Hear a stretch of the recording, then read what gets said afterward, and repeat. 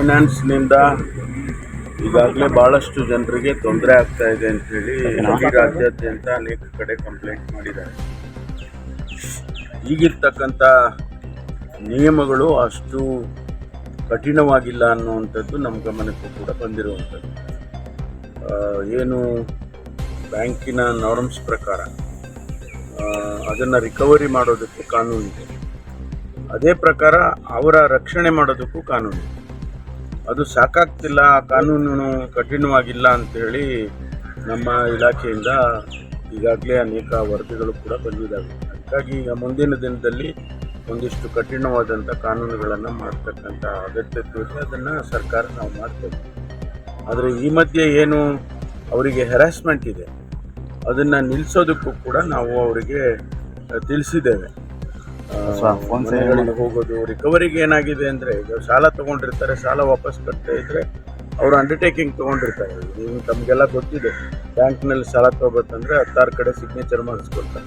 ಆ ಸಿಗ್ನೇಚರ್ ಯಾತಕ್ಕೆ ಮಾಡ್ತಿದ್ದೀವಿ ಅಂತಲೂ ಕೂಡ ಗ್ರಾಹಕರಿಗೆ ಗೊತ್ತಿರೋದಿಲ್ಲ. ಅದು ಕಮಿಟ್ಮೆಂಟ್ ಆಗಿರುತ್ತೆ.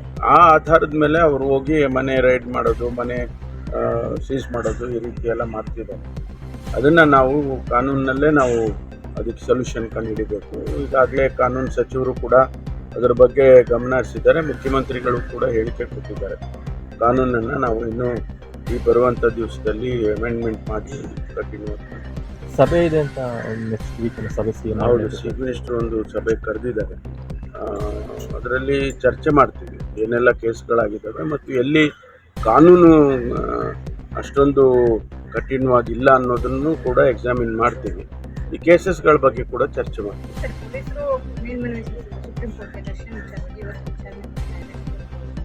ಏನು ತೀರ್ಪು ಬರುತ್ತೆ ನೋಡಬೇಕಲ್ಲ. ನಾವು ನಮ್ಮ ಕೆಲಸ ನಾವು ಮಾಡಿದ್ದೀವಿ. ಪೊಲೀಸ್ನವರು ಏನು ಬೇಕೋ ಅದನ್ನು ಡಾಕ್ಯುಮೆಂಟೇಷನ್ಸ್ ಇರ್ಬೋದು, ಅದು ಮಾಹಿತಿಗಳನ್ನಿರ್ಬೋದು, ಟು ದಿ ಅಡ್ವೊಕೇಟ್ ಕೊಟ್ಟಿರ್ತಾರೆ. ಏನು ತೀರ್ಮಾನ ಬರುತ್ತೆ ಆ ತೀರ್ಮಾನದ ಆಧಾರದ ಮೇಲೆ ಮುಂದುವರಿತೀವಿ.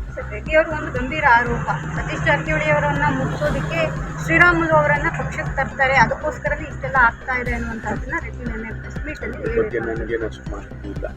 ರಾಮುಲು ಅವರ ಪಕ್ಷದಲ್ಲಿ ಅದೆಲ್ಲ ಗಲಾಟೆಗಳಾಗ್ತಾ ಇದ್ದಾವೆ. ಆದರೆ ನಮ್ಮಲ್ಲಿ ಇದ್ರ ಬಗ್ಗೆ ಯಾವುದು ಕೂಡ ಚರ್ಚೆಗಳಾಗಿ ಆ ವಿಷಯಕ್ಕೆ ಪ್ರಸ್ತಾಪ ಕೂಡ ನಮ್ಮಲ್ಲೇನೂ ಆಗಲಿಲ್ಲ. ಮಧ್ಯೆ ಸತೀಶ್ ಜಾರಕಿಹೊಳಿ ಹೆಸರು ಬಂದಿರೋದು ಗೊತ್ತಿಲ್ಲ, ಅದ್ರ ಬಗ್ಗೆ ನನಗೆ ಯಾವುದು ಮಾಹಿತಿ. ಚರ್ಚೆ ಏನಾದರೂ ಆಗಿತ್ತು ಸರ್? ರಾಮುಲು ಲೋಕಸಭೆ ಚುನಾವಣೆ ವೇಳೆ ಏನಾಗಿತ್ತು ಅನ್ನೋದಿಲ್ಲ, ನನಗೆ ಗೊತ್ತಿಲ್ಲ. ಅಧ್ಯಕ್ಷರು ಉತ್ತರ ಕೊಡ್ತಾರೆ. Thank you sir. ಮತ್ತಷ್ಟು ಸುದ್ದಿಗಳಿಗಾಗಿ ನೋಡ್ತಾ ಇರಿ ಪಬ್ಲಿಕ್ ನ್ಯೂಸ್ 24x7. ಇದು ಸತ್ಯದ ಧ್ವನಿ.